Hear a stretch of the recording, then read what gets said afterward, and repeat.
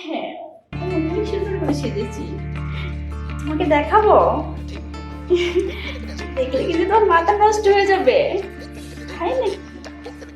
হ্যাঁ। কেমন লাগে বলো তো? হ্যাঁ, তোমার জন্যই। হুম, শুধু তোমার, তাই না? আরে তোমাকে একটু ভালো করে দেখি না। ও মা, দারুণ লাগছে। হ্যাঁ, কেন? তাই বুঝি?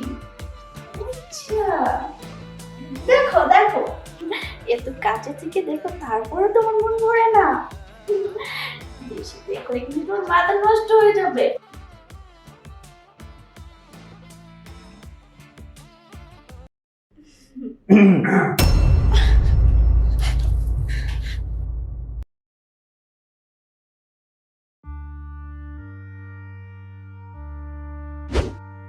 রুমা, তুমি এতক্ষণ কার সাথে কথা বলবে?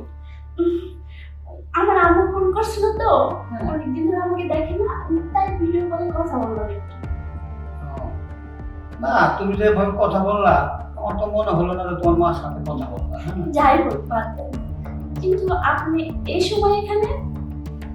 বৌমা, আসলাম তোমার সাথে কথা বলতে। আসলে কি জানো, তুমি তো সবই জানো, আমার টাকা পয়সার কোনো অভাব নাই। ব্যাংকে কোটি কোটি টাকা পড়ে রয়েছে। হ্যাঁ, কয়েকটা গার্মেন্টস ফ্যাক্টরি আছে, কিন্তু মনে আমার সুখ নাই।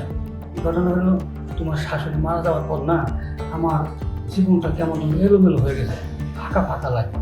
তাই ভাবতেছি, এই টাকা পয়সা, এই ধন সম্পদ আমি কী করবো। তাই বলছিলাম কি, তুমি যদি আমার একটু দুঃখটা বুঝতা, তাহলে মনে করো, আসলে এই পৃথিবীতে সবাই সুখী হতে চায়। সুখী হতে গেলে অর্থের প্রয়োজন, টাকার প্রয়োজন। আমার তো সবই আছে, আমি তোমাকে সবই দেবো, তুমি শুধু আমাকে। বাবা, আপনি এটা কি বলছেন? আমি সময় দেবো আপনাকে? তাছাড়া বৌমা, তুমি আর না করো না। শোনো, তুমি যদি আমার দুঃখটা না বুঝো, আর কে বুঝবে?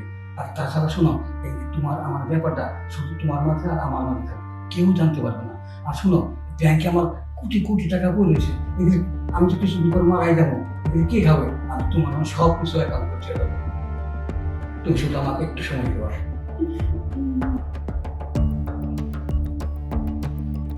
আপনার কথা তো সবই বুঝলাম, কিন্তু কেউ যদি জেনে ফেলে? বৌমা, তুমি এটা কি বলতেছো? আমি তোমার শ্বশুর। হ্যাঁ, আমি তোমার ঘরে আসলে গেলে, হ্যাঁ, কেউ সন্দেহ করতে পারবে না, কারণ সবাই জানবে শ্বশুর ছেলের বউ কথাবার্তা বলতেই পারে। এইটি ভাববো, তুমি শুধু রাজি হয়ে যাও।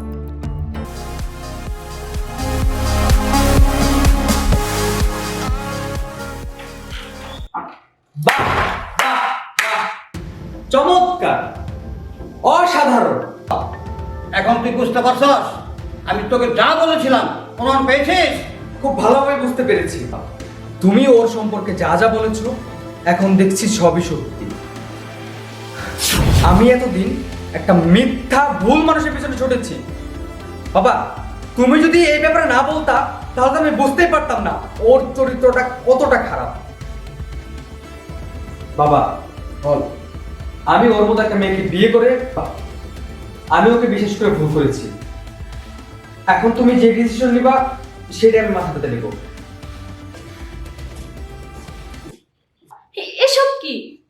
আর এসবের মানে কি? আমি তো কিছুই বুঝতে পারতাছি না। ও, তুমি কিছুই বুঝতে পারো নাই? তাহলে আমি তোমাকে বুঝিয়ে দিচ্ছি। তাহলে শোনো। শুভ, আয় শুভ, কত বাজা? কি হয়েছে বাবা, এত চিল্লাচিল্লি করতেছো কেন? আমি চিৎকার লাগতেছি আমি নেই। শোন, কি হয়েছে সেটা তো বলবা। কি হয় না মানে সবার বাকি আছে। আমার মান সম্মান সব ভুলে সাত করে দিছিস তুই। তুই যে মেয়েটাকে ভালোবেসে বিয়ে করছস, ওই মেয়েটাকে সম্বন্ধে জানিস তুই? ওই মেয়েটা তোর সাথে সংসার করতে আসে নাই। আমার বিষয় সম্পত্তি ব্যাংক ব্যালেন্স সব আত্মসাৎ করতে আসছে। সে একটা দুশ্চরিত্র। বাবা, অযথা তুমি একজনকে এইভাবে মিথ্যা মিথ্যা অপবাদ দিতে পারো না। আমি জানি, আমি তোমাদের অমতে বিয়ে করার পর থেকেই তোমরা আমাকে দেখতে পারো না, আর আমার বউকে দেখতে পারো না। তোর বউকে আমি দেখতে পারি না। আরে শোন, আমি যদি নিজের চোখে না দেখতাম আর নিজের কানে না শুনতাম তাহলে আমি অবিশ্বাস করতাম, কিন্তু আমি নিজের চোখে দেখেছি, নিজের কানে শুনেছি।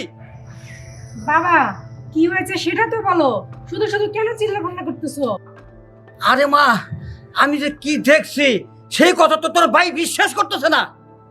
জানোস মা, আমি আজকে পার্কের পাশে যাইতেছি, আর তোর ভাবি কি করছে জানোস? বাবু, তুমি কোনো চিন্তা করো না, এমন মক্কেল পাইছি আমি, টাকা পয়সা যা কিছু আছে সব নিয়ে তোমার কাছে চলে আসবো। কিন্তু অনেকদিন পার হয়ে গেল, ওই তুমি তো এখনো কাজ কাম আগাইতে পারলাম না। আমি বুঝলাম না কিছু, কিভাবে কি করতেছো? তোমার চিন্তার কোনো কারণ নেই, সে বিশ্বাস আমার তোমার প্রতি আছে। এক না কয়েকটা দিন, আস্তে আস্তে তো সব হবে, তাই না? একদিন তো সম্ভব না। আচ্ছা ঠিক আছে, যেভাবে চলে বলো কৌশল, ওই সম্পত্তি লুটে মুটে পারবে না। আরে আমি তো সেটার অপেক্ষায় আছি, দেখা যাক কত পর্যন্ত আগাইতে পারি। আমি তোমার কথা বিশ্বাস করি না। ঠিক আছে, তুই যখন আমার কথা বিশ্বাস করলি না, এইটা তোর আমি হাতে তোর প্রমাণ দেখা থাকবো, তারপরে আমি তোর বুঝাই দেবো। ভাইয়া শোন, বাবা কিন্তু ঠিকই বলছে। আমিও কিন্তু ভাবিকে দেখি মাঝে মাঝে, ভাবি জানি কার সাথে অন্য মানুষ হয়ে ফোনে কথা বলে। আসলে বাবার কথাটা একবার চিন্তা করে দেখ, সত্যও হতে পারে। আচ্ছা ঠিক আছে, আচ্ছা ম্যাম।